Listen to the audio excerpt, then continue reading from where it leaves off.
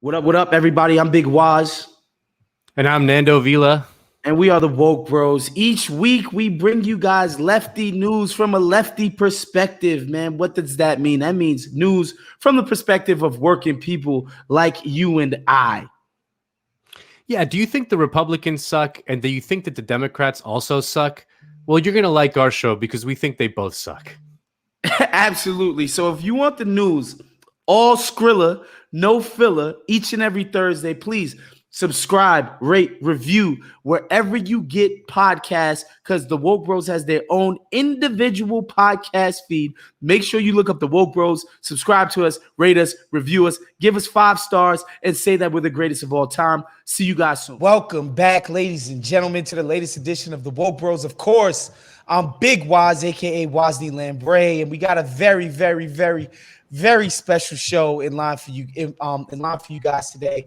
Not just because Nando is fresh off the boat in Ibiza and Barcelona. He even hit Madrid. He's sun-kissed. He's looking amazing. Not just because Nando is back from vacation, but we got a very special guest in the building today. Bertrand Cooper, who's a freelance writer, and just put out a magnificent piece in Current Affairs. It's so damn good. It's titled "Who Actually Gets to Create Black Culture?"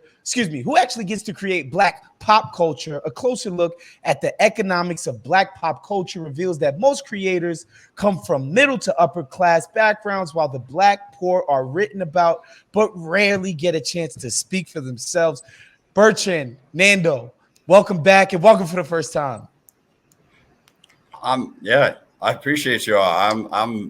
I was so excited to get that message and just get to, all right, this came out, went public on Sunday, it dropped from behind the paywall, and then I'm talking to you in a few days, and we got to do this basically the same day. Yes. There you go. Yeah. The woke bros bump, like the traffic is now going to increase tremendously. The job offers are going to become flying in. You're going to be writing for the Atlantic pretty soon. Don't you worry. Okay. Yeah.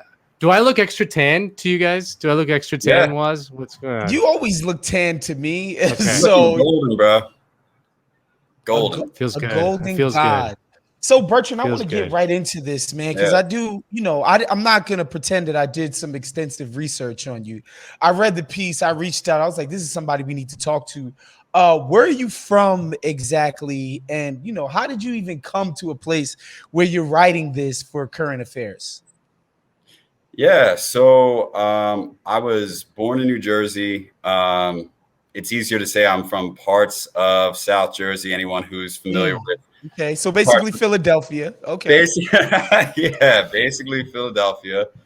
I was raised out there until I was about 14, and then I moved down to Florida for 1 to 2 years, and then things got pretty crazy after that.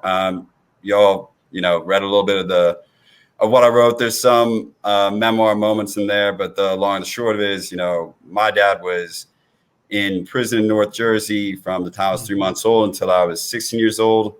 Around the time I was 14, my mom just had substance abuse issues, and I started hopping around and ended up in that gray space where you're kind of foster, but sometimes you just fall on homeless and you find friends, girlfriends, family members who just bumping around. Bit of a crazy story about Florida. My grandmother kicked me out after I got placed with her. And the state of Florida was going to put me in some sort of home. It didn't sound too great. I already had some friends in my second high school who said, nah, you don't want to go into one of those homes. So I left the state of Florida legally to come back to New Jersey. Never looked for me. It's actually pretty easy to just give any new high school letter saying, yeah, my mom said I can stay here with these people. And they just accepted. So that's kind of the story. Started from poverty, stayed pretty much poor in that part of New Jersey until I was about 26, which is also around the time, really 2014 is when I got to be kind of enmeshed in college. Like I had done the community college route where it was community college and then you hook up with like a 4-year school after 2 years, but I was commuting the whole time. I was never living on campus. It was always just something I did in between working, just terrible, shitty jobs that I could find around that area. But then I got into graduate school around 2014. And that was the first time I was with, these are the students up in Rutgers who this is their plan. This is really what they've been preparing for. I was in a program that's supposed to be a feeder for people who are considering PhD research in education theory and policy. And at that point in 2014, Coates is just popping off like crazy with the 16,000 word essays that are great. He's doing, case for reparations. He's doing the Black family and the age of mass incarceration. And that fall is like the first and second wave of protests in Ferguson. So this is the first time that I'm really in these small classes with students who are like full academics. I'm in a rarefied space and I have time to focus on that. And the culture at that time is really, really focused on the group that I belong to, which is, people like those out in Ferguson, Black, poor people. When I say poor, I mean federal definition. Poor. Yeah. Yes. Yeah. Poor. You are below the poverty line. Not because you got to understand, we're going to get into this. I love that. I love how you broke that down, and we're going to get into this because and I want to get into the nitty gritty of the piece, but I think a lot of times Black people have internalized the narrative of Blackness in America, and then they think through osmosis they can transpose the realities of some Black people onto their pretty well-off existence, right? Like they think just because when they turned 16, they got a beat up hatchback Civic and not, the M3 that my homie Justin Gwelly got when I was in high school, that they were poor. It's like, no, you're not poor. You're just not balling like them folks over there are. But there's like being poor is something specific, especially here in America where we don't help people out. Right. So that existence, that not knowing where your next meal is, not knowing if you're going to be evicted next month, those like insecurities of the basic needs of people. This is shit that people actually live.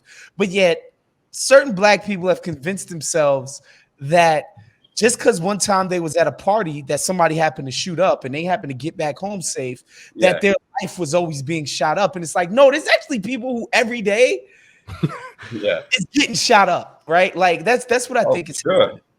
Yeah, no, I mean, you talk to somebody out in North Philly or Camden or Trenton, or I mean, I'm doing the whole Northeast reference, but you got it out here in LA. But just to touch on that point, I think something I would have liked to dig into more in the piece that I didn't get to is that a lot of great research on Black economic mobility has come out through Raj Chetty out of Harvard over the years. We're talking about sample sizes that cover 23 million plus children born at the end of the 80s and also just going back. It's tremendous research. But he's in a line of folks who've all looked at the Black community since, say, the post-civil rights era, like immediately after. Being poor in Black, it would be appropriate to call it a quasi or a pseudo caste because it's so sticky that a little more than half of Black Americans, I'll say Black millennials who grew up in poverty, are going to be third generation poor. And probably many of them are fourth and fifth generation. But the U.S. Census on income and poverty, it really only goes back to about 1955. So that's hard to verify. But if you're poor in Black America, you're probably, your grandparents were too. This is generational. It's basically a caste. And when you look at research that digs into it, I call it a caste for a reason. Black folks really don't marry across class lines too often. By William Julius Wilson's measure and a few other folks, we are normally vying with Asians for like the least likely to really be like rich near poor within our racial groups on a year-by-year basis. One of us is vying for the title for the least likely to live with the poor. We don't marry across those class lines. And so poverty for us functions a little bit like race. It is sticky. It stays with us. It's multi-generational. When you're talking about being Black and poor and you're really relating it to these ideas of being poorer than a white person. That is not the definition of poor. Definition of poor, and this is a very old definition. I'm going to call out Molly Orshansky, who is just an OG from the 50s, 60s, helped standardize poverty, grew up broke, poor, Jewish in Brooklyn. Poverty is another way of saying, at what point do you have $1 less than you need to fulfill all the biological necessities of life? The moment you have $1 less than that, you're dying slowly, but you're dying. That's the definition of poverty. If you have a shitty hatchback that you can sell to keep yourself above that line, you may be hurting, you may be struggling. You're not poor. You're not what the federal government is measuring. Wow. And it's important to say that, just because a lot of people sometimes get hurt or feel like somebody who's speaking like me is dismissing their pain. It's not, I don't want to dismiss it. Being right above the poverty line, that's a terrible existence. I wouldn't wish it on anyone, but we've got several million Black children who their whole existence is beneath that, period. And they're the third generation to do it. If not fourth or fifth, like you just mentioned. Nando, I see you wanted to jump in. No, well, I want to get into the premise of your piece, and I kind of the motivation that you had to write it. I mean, to summarize, the premise of your piece is that, in the last several years, there's been this major push towards racial diversification of our pop culture or our culture. If you're kind of doing a list for the best books of the year and you include no Black people, you're going to get criticized. And if you do a list of the best movies of the year and there's no Black directors or whatever, you'll get criticized. And that's I understand where the impulse comes from, but I think often on this show, what we discuss is that the class differences are completely flattened in that analysis of the racial diversification. And in the piece, you actually get into the nitty gritty about it, because I think when people think of inequality in America, like income inequality, they see it as like this general thing. Okay, there's like the 1% and then there's the 99%. And then there's this separate thing called race, and there's racial divisions or whatever. But within racial categories in the United States, the inequality within those racial categories is just as, if not more pronounced, as the overall American pie. And your piece gets into how this push towards diversification has not included the people that are, what you describe, like what you just absolutely described as poor or even near poor, within those racial categories. Can you discuss like the broad thesis of your piece and why you decided to write it? Sure. I'll ground this just a little bit because I like to make this callback just with a little bit of history. I'm 30. Take your time, man. We got time here, brother. So I'm 33. Just about everyone close to my age or a little bit older will remember that class in popular, really in Black discourse, it used to be prominent. People used to talk about it. We used to discuss sort of the differences between the families on the Cosby Show and poor Black people. Respectability politics were very prominent at the time. And the Jeffersons was specifically about moving on up. Yeah. Like we're done with that shit.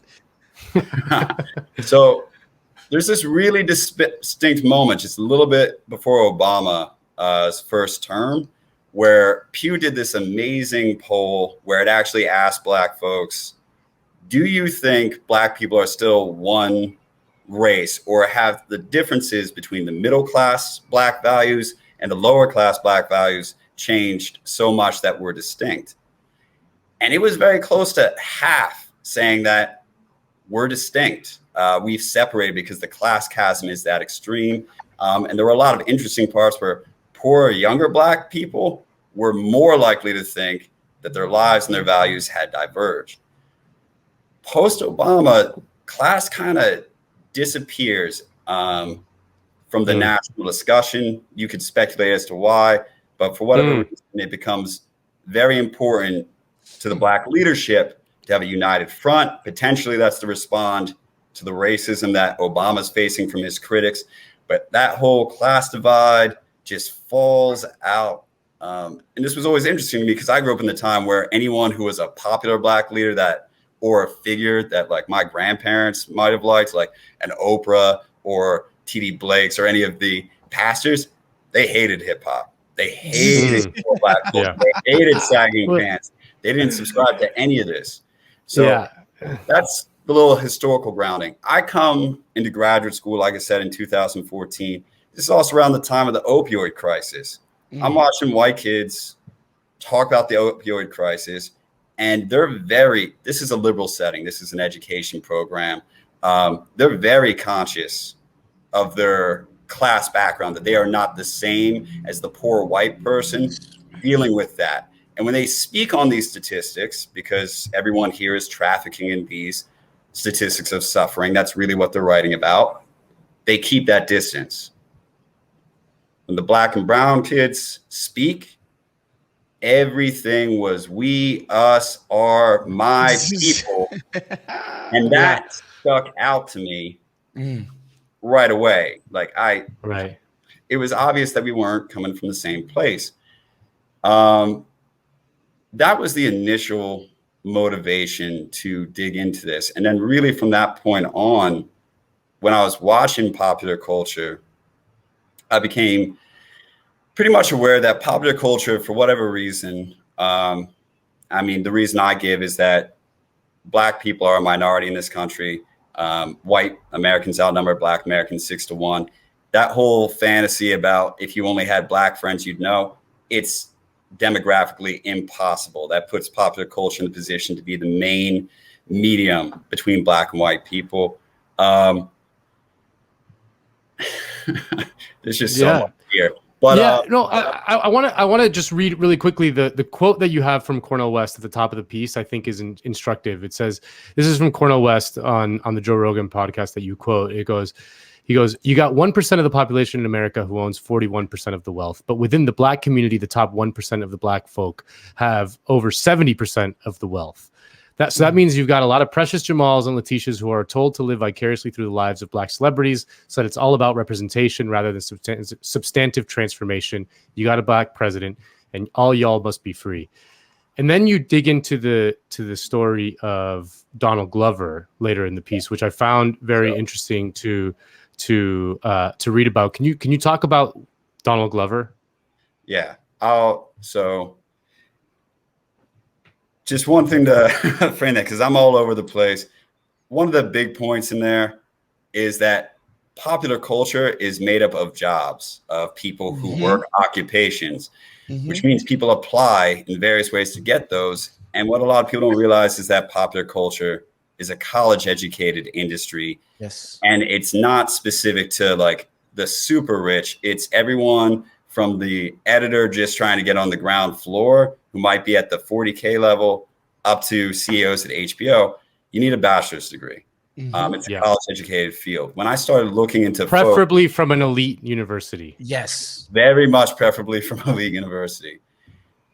I think probably Wos, had this experience when you are interacting, and I'm sure you've had the experience as well, but just with Hispanics who have made it, whatever that means.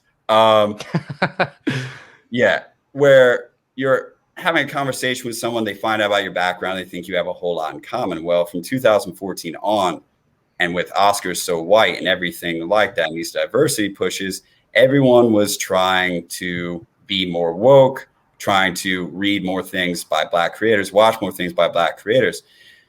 In a college environment, you don't meet many people from my background. At the moment people hear about the black poverty, and that I am the, more or less the embodiment of these statistics that they are very concerned with. They're like, oh, have you read this person? Have you read this person?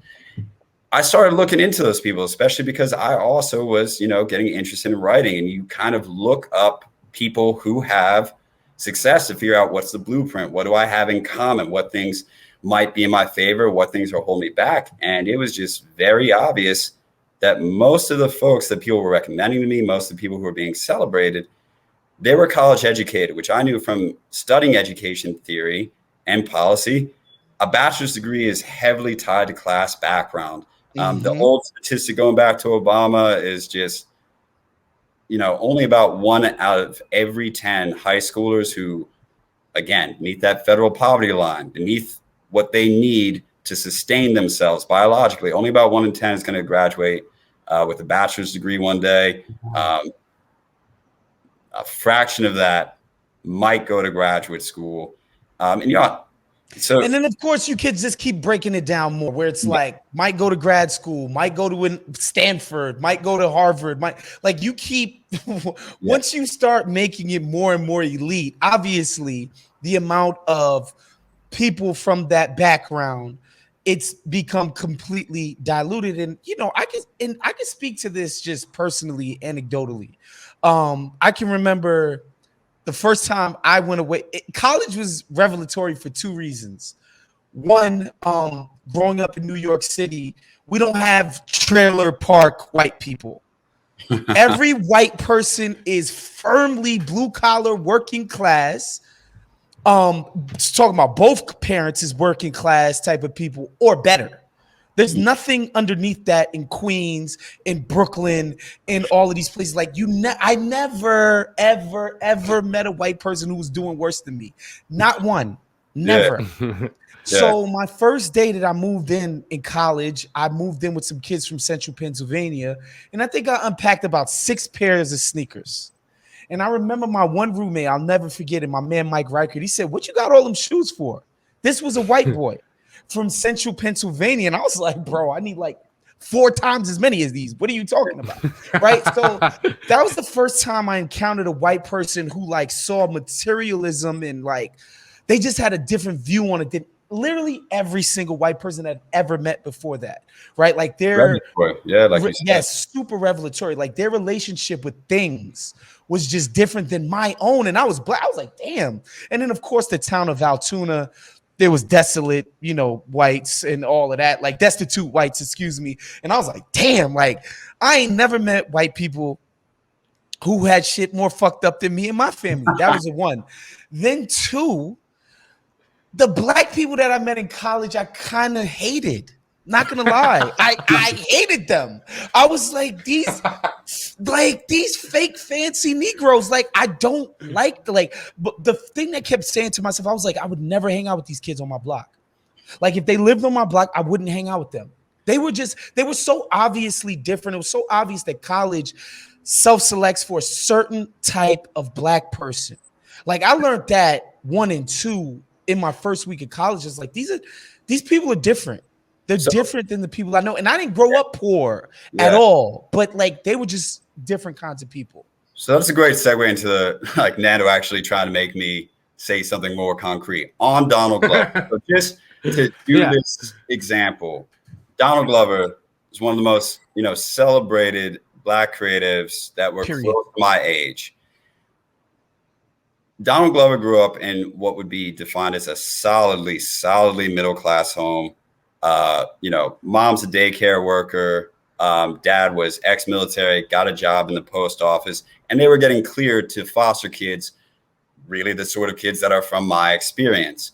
Went to a performance arts high school, mostly surrounded by white kids, and then went to New York Tisch School of the Arts. And anyone who remembers Donald Glover before he grew out and did the whole Neo Frederick Douglass look, will remember that all of his early interviews, he was a black nerd, how he described himself. He tells stories, and these are not cool. You'll both be familiar with this, I'm sure, but the homophobia that he describes experiencing for appearing like a white black guy, it's not cool, but it was an important part of his experience that he was mostly surrounded by white kids who were upset in a lot of his interviews that he wasn't blacker. And when he was around black kids, they were also upset that he wasn't, real black. Mm-hmm. So he's got this middle-class background. He's not listen to gangster rap. He's not on drill or anything like that. And that is really what is making him famous. He's a black nerd. He's relating to white people who relate to nerd culture, which was predominantly white. But when he has a chance to do a passion project, he chooses to do Atlanta, which heavily features this impoverished Black experience and everything that America relates to it, whether that's hip hop, police pressure, ghettos, the hood, gun violence.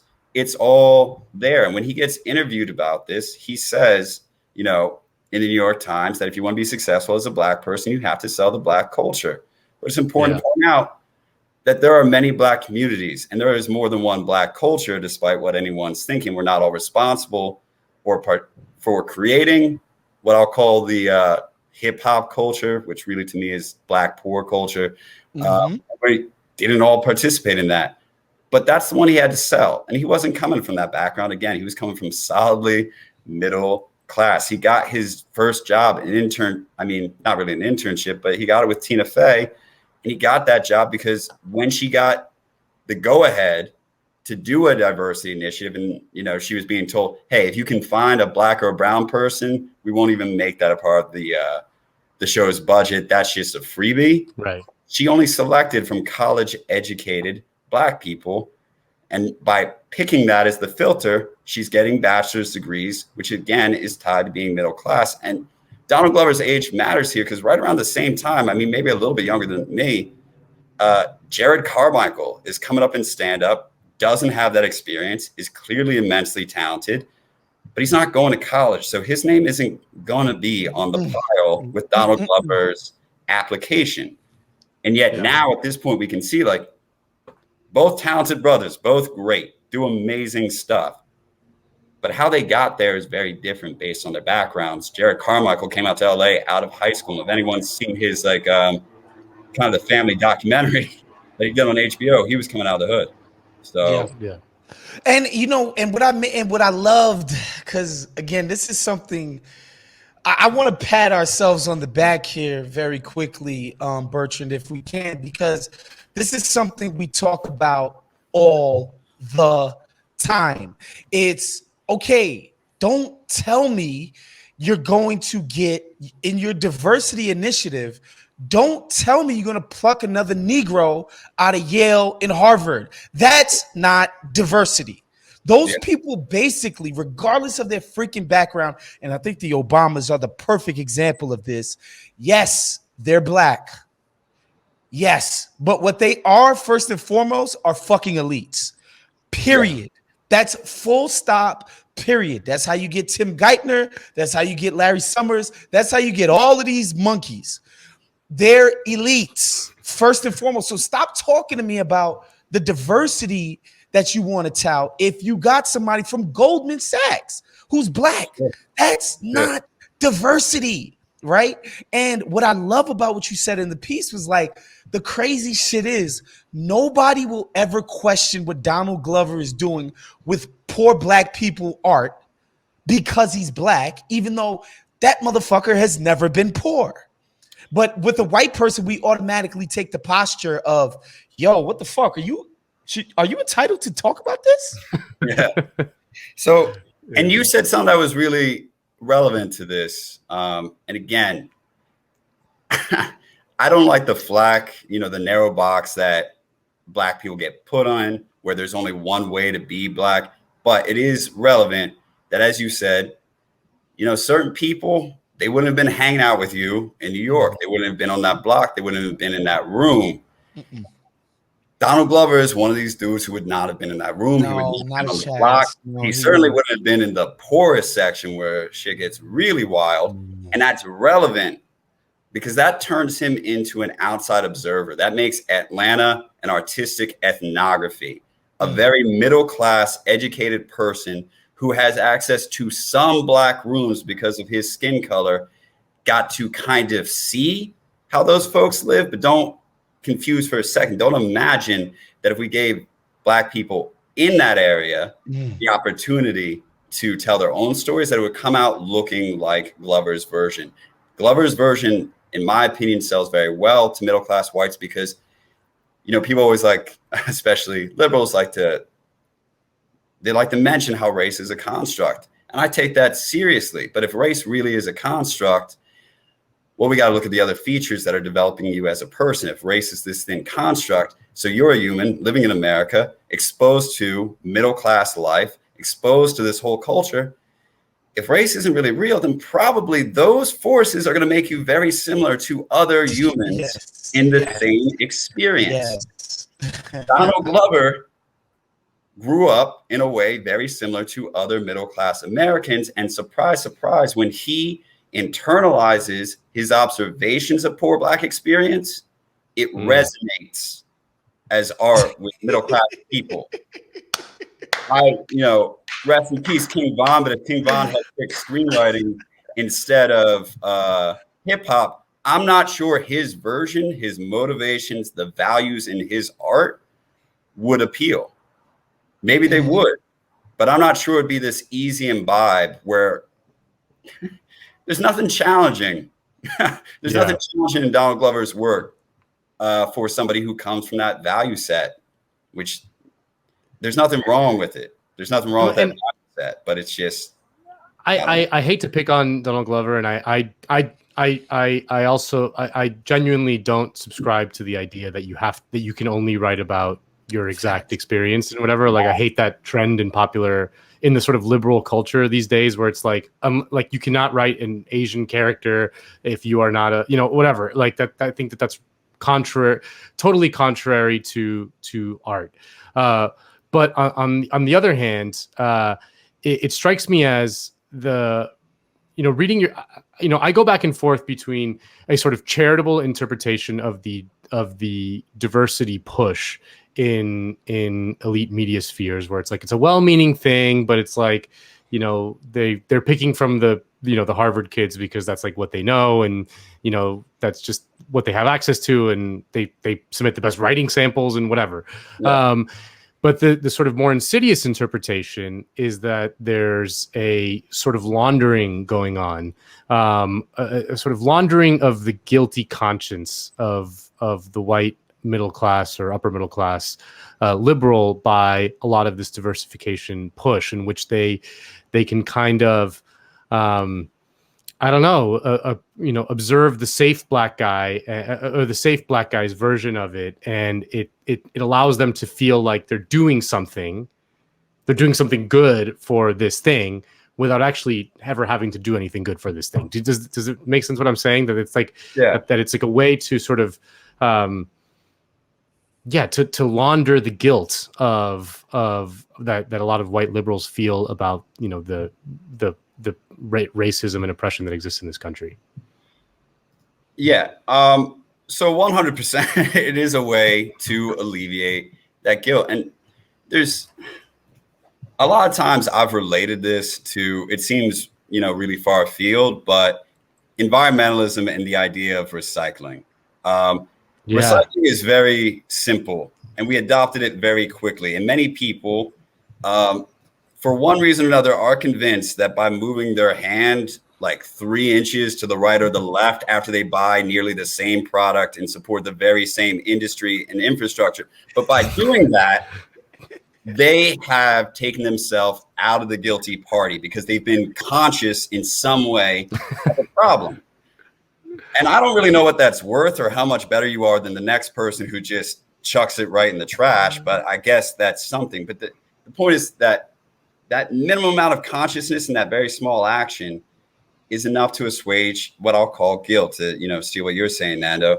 For a lot of people, you go to the bookstore and you can find someone. Again, I want to go back to that race is a construct. Well, let's take that seriously. So I can go and purchase a book by a Black person who has 2 working middle to upper middle class parents from the Northeast, who is familiar with Northeastern, or is the son or daughter of like a Kenyan prince, Kenyan prince, simply by buying their book. I've done it. I'm conscious of the problem. That's why I bought the book. I did a small action. The book is now on my bookshelf. I may have even read it and I quote it, but I didn't really dig anything, and nothing in my life really changed. A good example of this, especially for our generation, a little bit younger, is the idea of like blue cities. People are aware of how much they want diversity, and so you have this idea like, okay, I'll go to college in a place near Black people where I'll have Black peers in school, And then I'll move to a city where I can get a job that's really into diversity. And then I'll have Black coworkers. And somehow I will, more or less opt out of the system the rest of Americans live in just by making these choices. But they never really understand that college and the current, the financial system that undergirds how mobility works here, you're not opting out of that just by moving to a place with people Black and brown skin. But they think they can. And it does.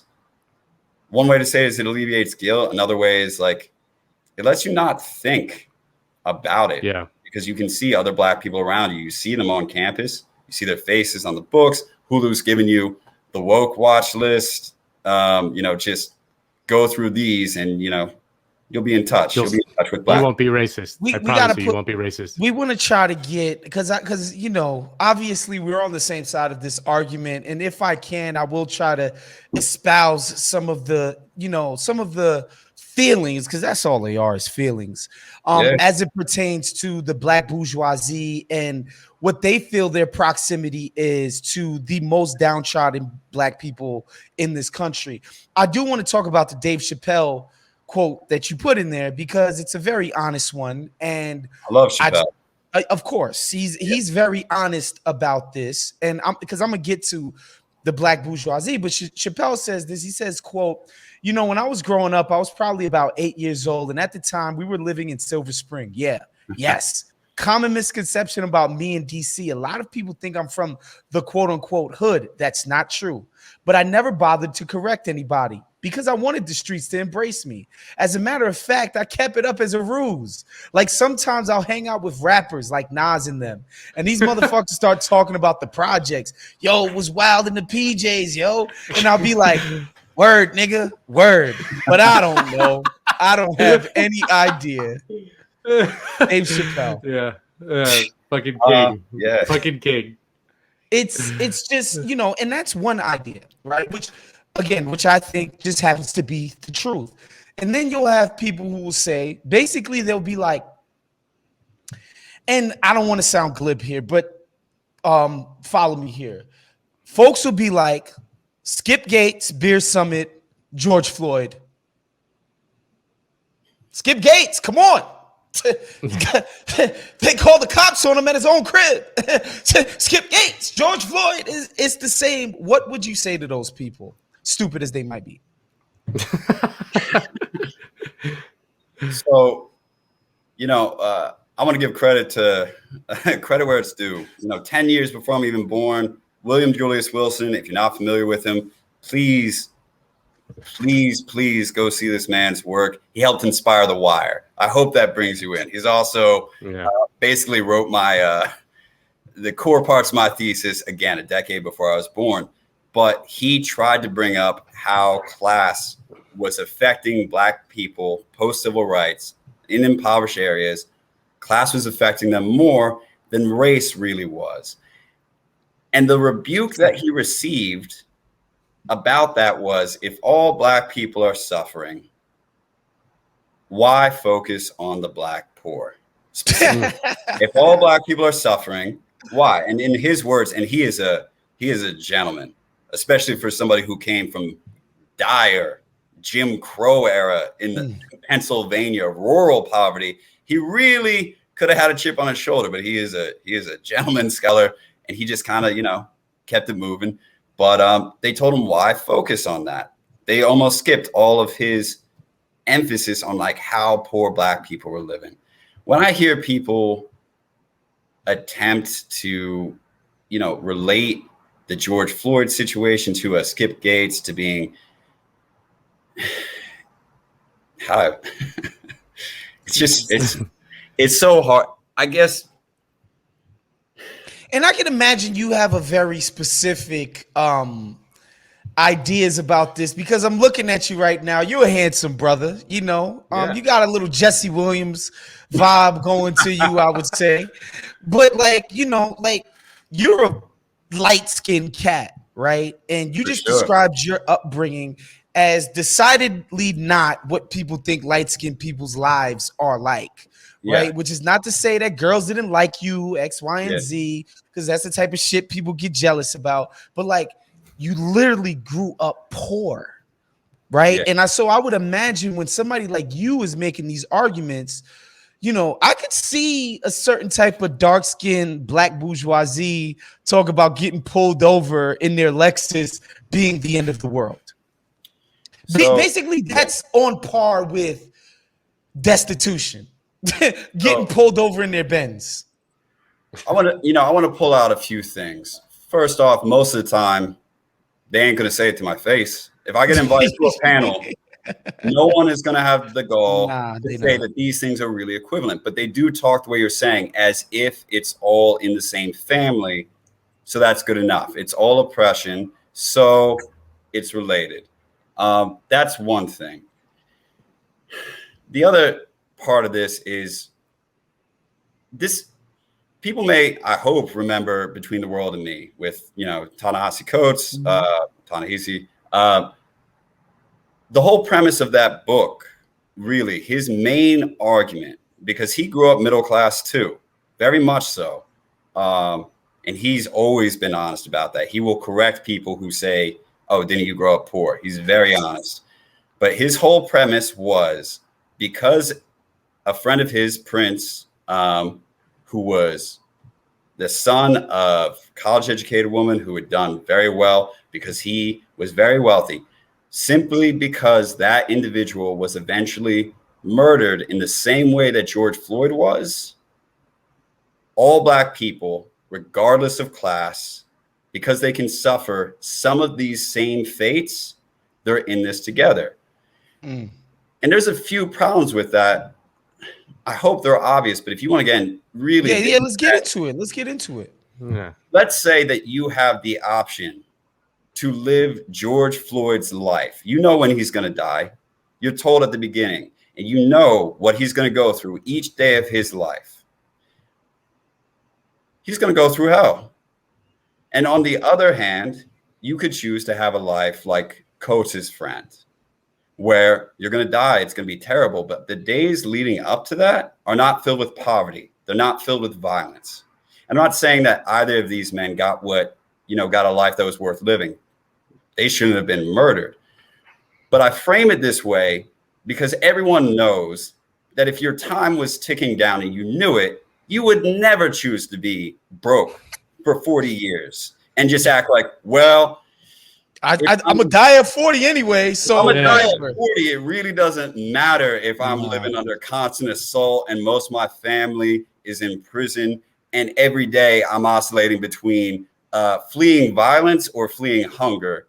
It really doesn't matter. Sure, it's nice to live in a $600,000 home, but I really wouldn't care. There's no big difference. Yeah.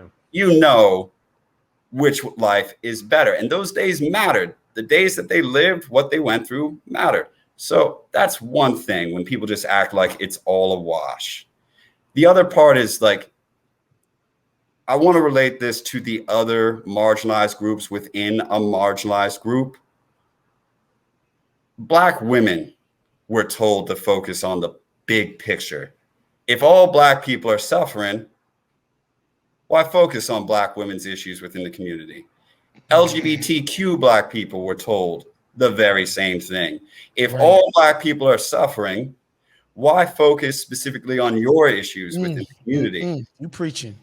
So, why are we doing this to poor Blacks? Why continue? We acknowledge that we don't want to do that to Black women, to Black trans people, to Black gay people. Why do we continue to do this to poor Blacks and say, we don't got to focus on you? We're all suffering. When we've acknowledged that, there needs to be an acknowledgement of the separation of that struggle. Nando, I cut you off. You was about to say something? No. I mean, I just find it in this whole discussion interesting because my work experience and all that stuff is more focused in sort of U.S. Latino population. I worked at Univision and things like that, and it's this dynamic that you're describing is almost more pronounced in what's called like the U.S. Latino population, which is even an even faker construct than it's even faker than Black.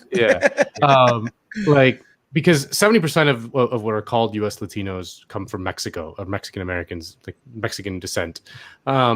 But if you look at the upper echelons of culture and who produces it for quote unquote Latinos, it's often Cuban Americans, it's often Colombian Americans, it's often the Mexican Americans are not that, and it's usually the scions of, you know, what we would describe here as oligarchs, right? And they use a lot of this language, a lot of the flattening of the class differences between them to their, you know, in cynical ways. Often, you know, like often when you're like when the say for example like the situation in Venezuela was getting bad, you get these like Venezuelan children of the oligarchy being like, you white person can't tell me about Venezuela, you know, because look, you know, I'm from there. It's like, you're the owner of that country, you know, like literally the owner of that country, you know, like you have nothing in common with a,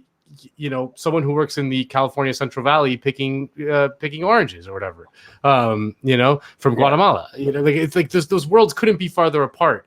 But in the sort of media construct and in the diversification quotas, the child of a Venezuelan oligarch satisfies the quota perfectly fine, you know. Whereas you know, and they would never hire you know, the child of a Guatemalan you know, orange picker, and it's just so pronounced and so obvious, and like I don't know, it's something that I see so much, and the discussion around it is so fraught, and people can't see like the very simple reality that like the poorest amongst us in every class are excluded from culture.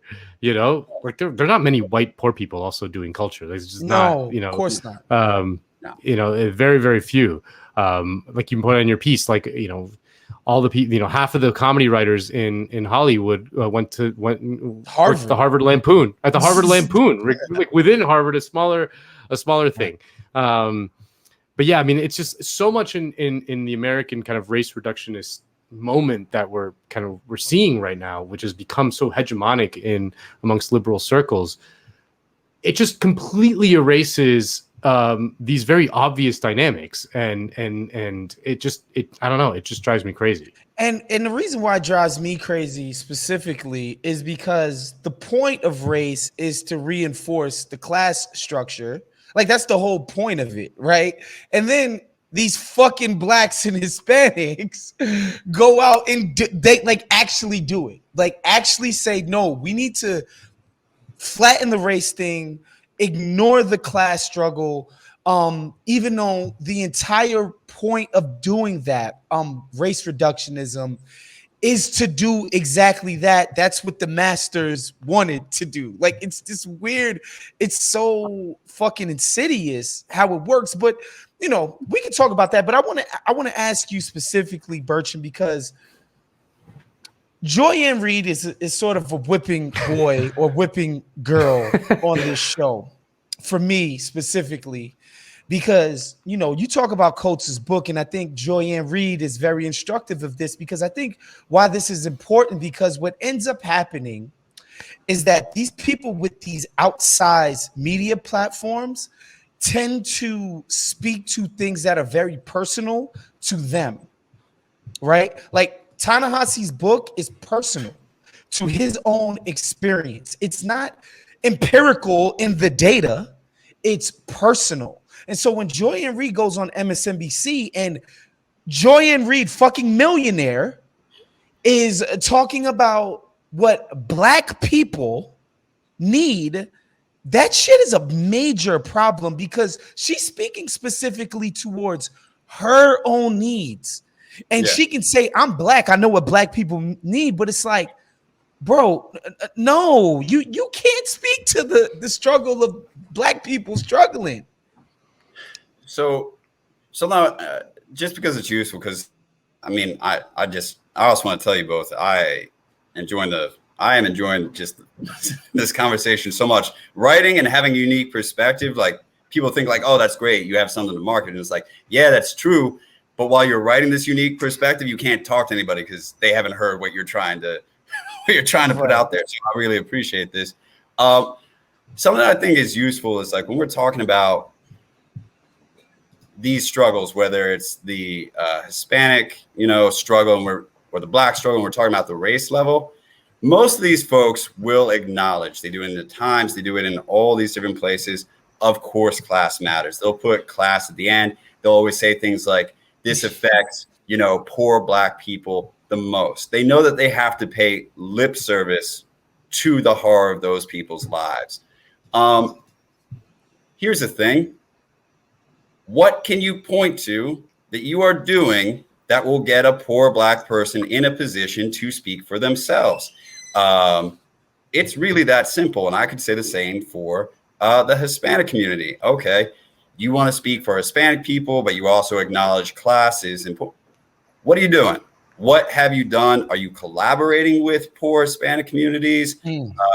Are you elevating? I mean, we could go back to just, old clips of Malcolm X asking questions like, why is it whenever there's a Black organization that's supposed to be helping Black people, seems like wealthy white liberals always put themselves in, kind of VP spots. I could say the same thing in each of our own communities that we've represented here, where it's like, you're telling me to worry about, the big picture, put up this united front.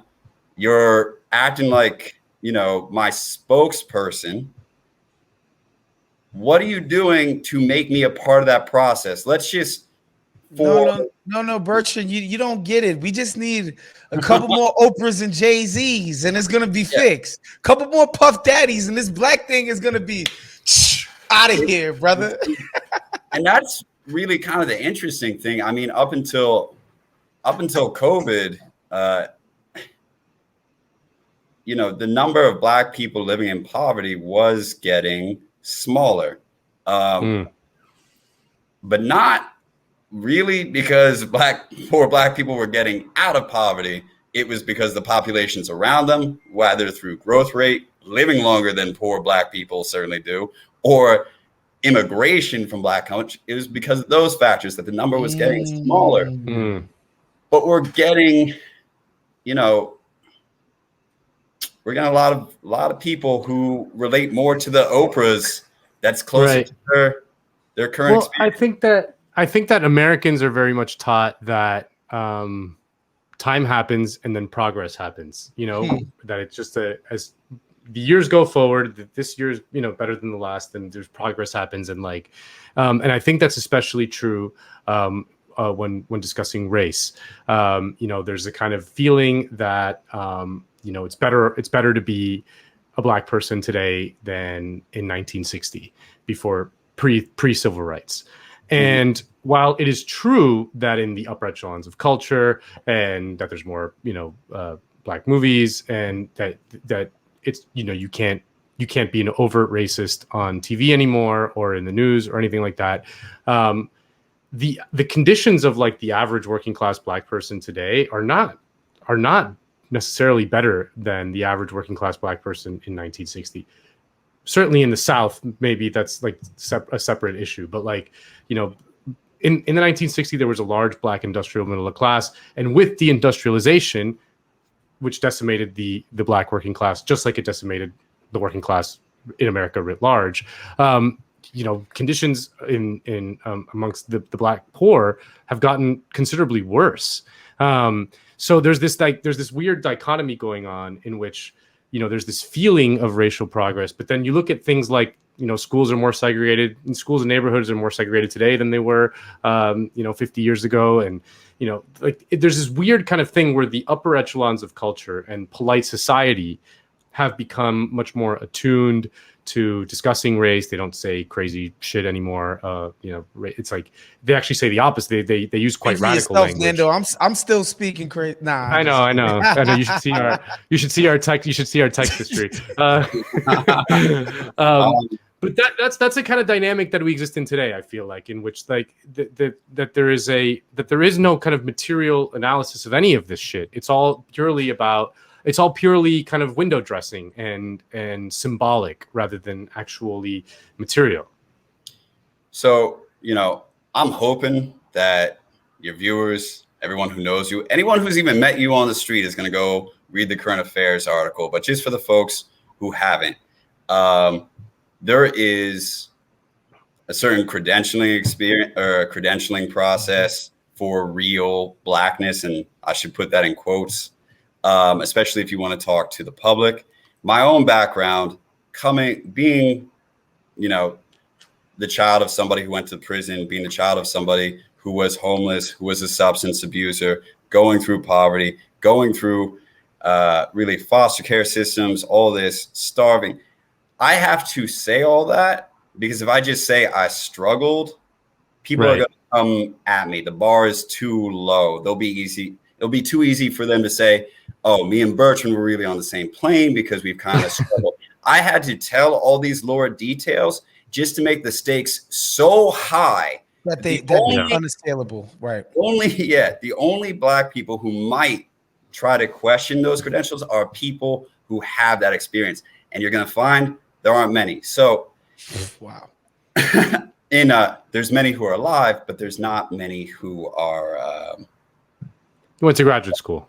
I have two questions before we get you out of here. So first, because people are gonna want to know, because we haven't done because that's not what this episode was about, but like a really thorough job about explaining what you mean by transcending the class or station from which you came from. Now, what you're saying is if somebody grew up like you and made it to Harvard, their credentialing now, it's like, bro, you've escaped. Mm-hmm. You're not. So if Amy Poehler wants to hire you, she's not really picking from that poor black lower class anymore. Would you say that to be correct? Oh yeah. Okay, yeah. So basically, just to clarify, y'all, like just because you grew up in the Jacks or your mama was in Section 8 or one time y'all used the off-color money like we had to do back in the days. Because I remember when it wasn't a card where you put the code in. It was literally the money was different colors. Okay, it was like orange and purple and shit. Once you've gone to Harvard or Goldman or whatever, you're out of here. Stop calling yourself lower class, blah, blah, blah. You've ascended and you no longer get to carry that badge. Once you've basically gotten a proper college degree, et cetera, et cetera. Yeah. Poverty is strange as an identity.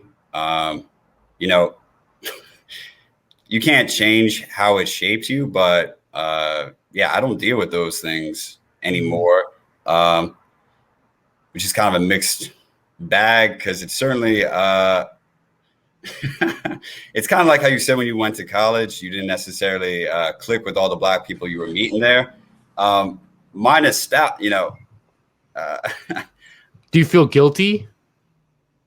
Nah, I don't feel Why would I fuck with you? This is the bullshit that I'm That's a common, that's a thing that happens. People talk about survivor's remorse and it happens all with anything. Anyone who survived cancer feels it. I still get texts from the homies who will tell me that they tell their friends at their shitty job about what Bert's doing because it makes them happy that someone got out. I don't feel guilty. I feel incredibly grateful. I feel so much gratitude that I often don't know really how to express that because it's luck to me that I happen to be in an economy where the skills that they're looking for happen to be the academic skills that I am strong at. That's has nothing to do with me. Blessing, right? Just a blessing. Yeah. And the second thing that I wanted to say, and I want to set this up for y'all because this is just something that I've become attuned to just more and more, right? So the dude who wrote Moonlight. Yeah. Right? Barry Jenkins. No, Barry Jenkins directed it. Yeah, it was Pharrell. Yeah, I forget his name. I should say it. Let me fucking let me look this up. Let me stop being all dismissive. Terrell Alvin McCraney. Yeah. Hey, Terrell Alvin. That's an interesting story. Okay, so the dude who wrote Moonlight, Terrell Alvin McCraney, he did Fresh Air. And so, I'm walking, he did a Fresh Air with Terry Gross, NPR, whatever. So I'm walking to the salon of liberal elite Yeah. culture. It's like nice people liberalism, whatever shit. It's your run of the mill liberalism. And I like Terry. Like she's a nice, well-meaning liberal, and I think she asks good questions a lot of times too, which is why I like listening to her.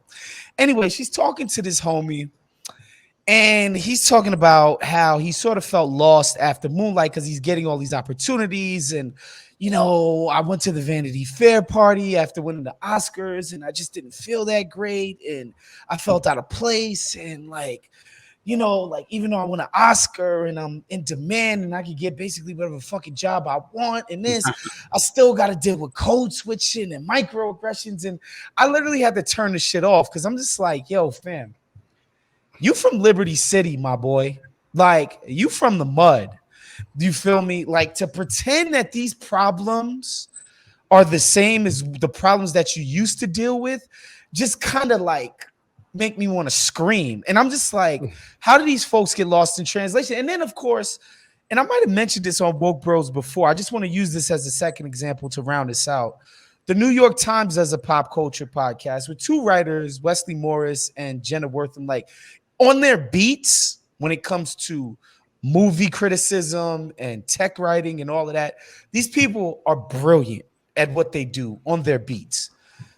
On the topic of blackness, they make me sick sometimes. I'm not going to lie. And these are people I have the utmost respect for the work they do. But I'm listening to them one time talk about that shit with the New York Times dude that said nigger to the kid on the trip to South America, where he's explaining like, yo, there's white people that'll say nigger to you, like, and you got to be ready for that type of shit. And he got fired for just saying the word. And I had to listen to these two homies talk about, they basically said, this is exactly what they said. We couldn't even have fun with our friends and talk about the 2 book deals that we just landed and, our great jobs at the New York Times. We couldn't even enjoy these things with our people because we had to think about this white guy. He said nigger to some black kids. And if you could have heard them, they basically NPR'd nigga. And I was just like, yo, what is happening? Like, but I just want to know, Bert, like, what do we say to those people? Because obviously they literally feel this way. Like they obviously feel like they're suffering and being oppressed by the white man when they were just hearing about the white man saying nigga.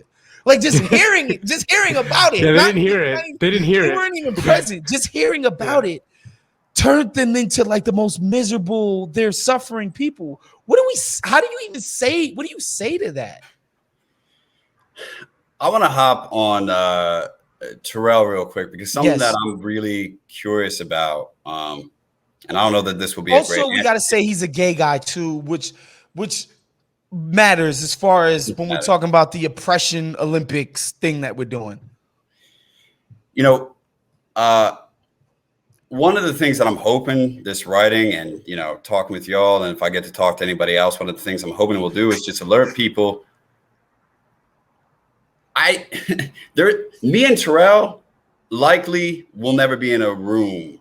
I would love to be, because honestly, I don't know what the consensus is among Black people who come from that background. I know what I think. I know what you're telling me about what Terrell thinks. I'm genuinely curious what every other Black person who comes from that background and then manages to make it into this sphere, what they think about what's going on. Because I really don't know. I don't know if maybe when this consensus emerges, if we're ever lucky enough to have a critical mass of Black creators from poverty, maybe I'm the weird one. Maybe I'm the only one who's upset about it. Maybe everyone else, not to be too dismissive, but maybe everyone else is going to drink the Kool-Aid on what's currently happening and just be like, yeah, I actually agree with all this. Even though I grew up, dodging bullets in poverty, eating, toothpaste sandwiches and what have you. Roaches out the cereal box. I mean, that was pretty traumatic. It sounds pretty traumatic, but the thing is, we don't know because the system hasn't allowed us to get a critical mass of those Black people in the room. So I would like to know that. In terms of what I would say to the person who doesn't have that experience, but is, doing the whole wilting flower thing just because they heard somebody say nigga, I would say, just make sure you let everyone know that you're sharing your opinion with, that opinion in part is from your background and your class. You really don't speak for the rest of the Black people. Thank you. I wouldn't tell you to shut up. I would just say, make sure you're not implying that you're writing for all the Black people and that everyone, and in my case, that you're not saying me and all the other people from poverty, whether it's like urban hood or just rural poverty, we're not all like, if I had heard them say nigga, I'd have been crying too. You know, because it's one of those things where, like, I remember the first time I was at Made in America Music Festival in Philadelphia, and it's basically mostly populated by the college kids from the Big Five, Drexel, Temple, you know, Villanova, all the shit that's in Philly, and Black people. But it's mostly the young white kids that's populating that festival, mostly. Sure.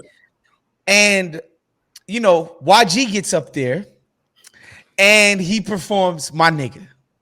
And he's like, my nigga, my motherfucking nigga. And it's the whole fucking festival. All the freaking crackers included are just screaming it. Right? Like, they're just like, my nigga, my nigga, my nigga, my nigga. They are loving it. Okay, I personally found it to be hilarious. I thought it was one of the funniest things. Like, do you people, like, not only really just funny. YG, but like funny. The kids, like, do you not realize how ridiculous this all is? This is insane what we're doing. But I recognize that I would never tell people this is how Black people feel about it. You feel me? Like, I recognize that that's specific to me. I have a dark, twisted sense of humor, but I would never get up there and say, yo, Black people, this is how you should feel, or Black people gonna feel like this about it. Black people gonna laugh. And I do know for a fact that a lot of these things like microaggressions and, you know, trigger warnings and all of that shit, to the people in my neighborhood, to my aunt who and uncles and my mom who grew up in a third world country in Haiti, that shit don't mean nothing. Some fucking white person followed them around the store. They literally would not think about it twice. Cool. Yeah. I want to jump on that, which is just, agreed. I can't go around like my, you know, the Black side of my family or friends and start mentioning any of the people I read to write these pieces. They don't know who the fuck any of those people are. They don't have a clue. Never heard of them. That's, I mean, really what you're saying. They just don't know who that is. Well, I think like what Woz brings up with the YG thing, because one thing that you point out in your piece is that music is the one exception to, you know, Black working class culture has, you know, like the music is populated by poor Black people. Why is that? I don't know why. You know what it is? The barrier entry is really low. I was watching a Vince Staples interview the other day. I love Vince Staples, not just as a rapper, but as a thinker. And he was like, the barrier to entry is low, meaning if you want to play the guitar, that shit takes time to learn how to play it. If you can't carry a note, then you just will never be able to do that. Like producer, like arrange music, whatever, learning how to read music, all of like that shit takes time. And you might need somebody to teach you that shit. With rapping, you can literally just teach yourself this shit. And all you're doing is talking and telling your own story. And so the barrier to entry to being a rapper specifically is very low. And I bet you it's not the same for producers. I bet you if we looked up guys who made beats, people like Just Blaze, Timbaland, Pharrell, you name it, Will.i.am. It's like Donald Glover. It's the same thing. Yes, the producer is, when you look at the class of producers, is nowhere close to a bunch of cats in the projects, because to buy a fucking MPC, that shit costs thousands of bucks. It was like, you know, that's the separation in all of it. Rapper, you just literally, you heard the song, you taped it off the radio, you practice in your room by yourself, you learn how to fucking rap, and the rest of it's history, you know? I mean, I want to emphasize what you said. Like the rapper, the musician who we're talking about, that is one person within the entire team that it takes to get something out. And the rest of that team, the Oh my God. producer, the editor, the person who owns the building, the label people. We're talking about, again, bachelor's degree. Dude, let me tell you something. I got a lot of homies that work at record labels. And I remember a homie introduced me to a nice white lady. She was nice, cool white lady. Yeah. Didn't Like think Terry nothing Gross. about it. Didn't think nothing about it. I said, yo, what does that lady do for y'all? The homie said, president of urban marketing. Meaning this woman runs the marketing for black music for that whole company. Yeah. I was like, this woman is marketing black music? Well, I mean, if you take Chris Rock seriously, the alternative would be a black person from the Ivy League. That would really be that would be the switch. And that do be the alternative most of the time, man. Yeah. Yeah.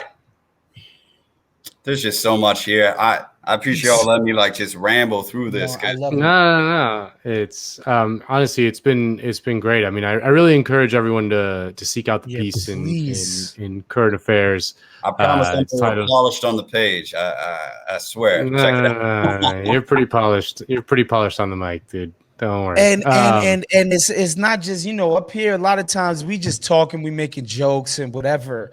But like if you read this brother's piece, he's giving you the facts and the figures, just the raw numbers of it, and to explain to you what the disparities are and what the consequences of that are, and why the discourse is so fucked right now. I mean, the shocking number to me was the raw number of poor black people that graduate with a bachelor's degree every year. It's like it's about 29,000 if we're being extremely generous. Extremely generous. Using a measure that includes people above poverty. 29,000. And honestly, for the people who like numbers, if you were to go back to say the 1960s and just start counting up and just assume, and remember, we've gotten better at graduating. We're not great, we've gotten better, but let's just, for the sake of argument, say we've been doing this good every year. You might get just under 2 million. That's how many bachelors are minted since 1960. Yeah. Since 1960, if we add it all up and assume none of them have died, we might have gotten to around 2 million poor black scholars. On the other hand, 2 million is about how many bachelor's degrees the U.S. hands out every year. So we're talking about a very, very, very small number. And I remember 1960. Wow. Yeah. I'm going to be a little bit off because, it's closer to 60 years now. When I first started thinking about this, I was at like 55, but you'll have to forgive me. I remember now what I really wanted to say about that whole bringing up my family and, sort of how they wouldn't know that. What I wanted to say was like the people who do care about the microaggressions, because you were mentioning how your grandmother would not care about it. Make the argument for why microaggressions matter on your own. That is what I would say. Don't bring up microaggressions next to the murder of a George Floyd, because what you're doing is you're using Floyd as an emotional leverage. That's what you're doing. Make the argument for microaggressions, everything that bothers you, make it on your own. I have no problem with, I know we use the term derisively, and I'm fine with that, but if black professional managerial class people are upset that they're getting passed over for promotions. I understand in an abstract sense when we're just focusing on justice. Or asked to recommend the latest, what's the best Jay-Z album or whatever, There is an injustice there. But when you write your piece about how you're getting passed over for VP spots, don't sprinkle in the lives of people who wouldn't even get considered for an entry-level position at the company you're in. Make the case on your own. Derive the emotional heft from your own life, from your class's life. Don't point to the black poor. Don't point to their bodies lying dead in the street to get white people to feel like, okay, I'm feeling sad and horrified by what's happening to mostly the black poor. But the numbers and everything being mentioned to me also have to do with, upper class black issues. And you're conflating them and you're using the black poor as leverage. Make the case, support microaggressions. If that's, what you want to do, if that's the main thing that affects you in your life, make the case to all the American readers, just do it without sprinkling in statistics about lives way worse than yours, especially when you're not in conversation with those poor Black people who fill those statistics, especially when you don't even work in an office with them to be like, hey, are you also upset about microaggressions? I mean, if you're working with Terrell from, Moonlight, you have that opportunity to be like, yeah, those bother me too. And then, go and do it. But if you're not having that conversation, don't just assume that this is, yours to take. What happens to poor Black people is not just for you to buy this political currency and spend it on whatever you want. Because at the end of the day, the people who don't like my community, who don't like my class, they're going to say like that I got it. When they see more Black movies getting made, they're going to think society did that specifically for me and the other poor Black people. That was all for me. That's what I got. Political will was spent on that, and they're just going to assume it was good for me too. But we all know if you were to let either the families, Woz's, mine vote on like, if for some reason they could just pick, where do you want the political will of empathetic white people to go? I don't think the Oscars are going to come up. I don't think it's for the Black Panther sequel. Yeah, I don't think that's most important political issue. I mean, this is probably going to be divisive and controversial on a left-leaning YouTube channel, but I think maybe they're going to say jobs, schools, affordable housing, say in their local government. I think that might beat out more artistic aspirations. Hey, man, Bertrand Cooper. Don't insult us by calling us left-leaning. We are all the way. Yes, sir. I wanted to give you an out in case, like, maybe later on. We're dirty communists. You can call me anything, but fucking the worst thing you can call me is a liberal. Hey, I want to thank you, man, so much for coming on, Bertrand, man. This was an amazing conversation. Like I said, everybody, please go out and read his current piece in Current Affairs. It is fantastically done. I loved it. Tell the people where they can find your work, man. Pimp yourself, man, please. Yeah, it's time. It's time for the pimping to happen. Current Affairs, they're the people that, published this. Shout out to Nathan Robinson and Light of Gold, who was the editor who really worked with me on this piece. Find it on Current Affairs. Light is just amazing. Can't say enough nice things about it. Really help you with this. I'm also on Twitter. That's where I'll be promoting most of these things. Black_trash. The A, it's, use a 4. Use a 4 instead of an A. It's not that hard. So Bertrand Cooper at Black_trash. 4 instead of an A, or Current Affairs. We have to get you a better Twitter handle, my brother. But it's clever. I like it, but it's a tough one. So, quick one on that. We've tried. Writers have tried for a very long time to find a name that you can just point to, whether it's the truly disadvantaged or the Black underclass, for just saying that segment of Black people who never move up. Half my family is white trash. It's vulgar, but white trash sticks. It's catchy and people know what you're saying about it. So to me, being biracial, being from poverty on both sides, Black trash was just close to my heart. Plus, all right. We'll make it work. We'll make it work. Yes, sir. All right. That's our show for this week, y'all. Make sure you subscribe to all the Count the Dings offerings, man. Make sure you like, subscribe, everything on YouTube, of course. We'll see you guys next week. We're out of here.